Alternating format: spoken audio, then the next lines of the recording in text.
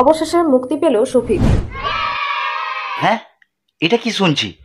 শফিক মুক্তি পেল হঠাৎ করে? কই, কোনো খবর তো পেলাম না।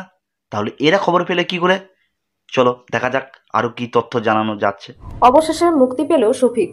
অনেক কাঠগড় পুড়িয়ে জিজ্ঞাসাবাদ আর আদালতের পর্যবেক্ষণের পর আজ সকালে তাকে ছেড়ে দেওয়া হয়েছে পুলিশের হেফাজত থেকে।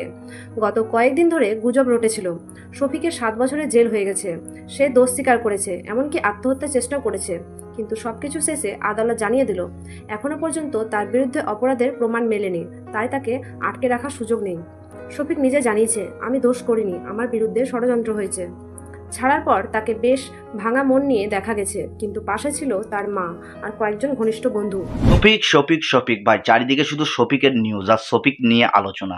ভাই সকলেই বলছে নাকি শফিক ছাড়া পেয়ে গেছে, আবার ঠিক এই ভিডিওতেও দেখানো হচ্ছে যে শফিক নাকি ছাড়া পেয়ে গেছে। আবার একটা ক্লিপ পাওয়া গেছে, সেখানে নাকি শফিক আওয়াজ দিচ্ছে তোমরা সবাই কেমন আছো, এবং অনেক জনসাধারণের ভিড় লেগেছে শফিককে দেখার জন্য। চলো ফুটেজটা দেখে নিই। তোমরা সবাই ভালো আছো তো? আমার কথা শুনতে পাচ্ছ? ভাই একটা কথা ক্লিয়ার করে বলি, আমার যতটা ধারণা এবং আমি যতটা শফিকের ভয়েসটাকে জানি, এটা শফিকের ভয়েস নয়, এটা অন্য কারোর ভয়েস। আর এই ফুটেজটা এখনকার নয়, অনেক পুরানো ফুটেজ।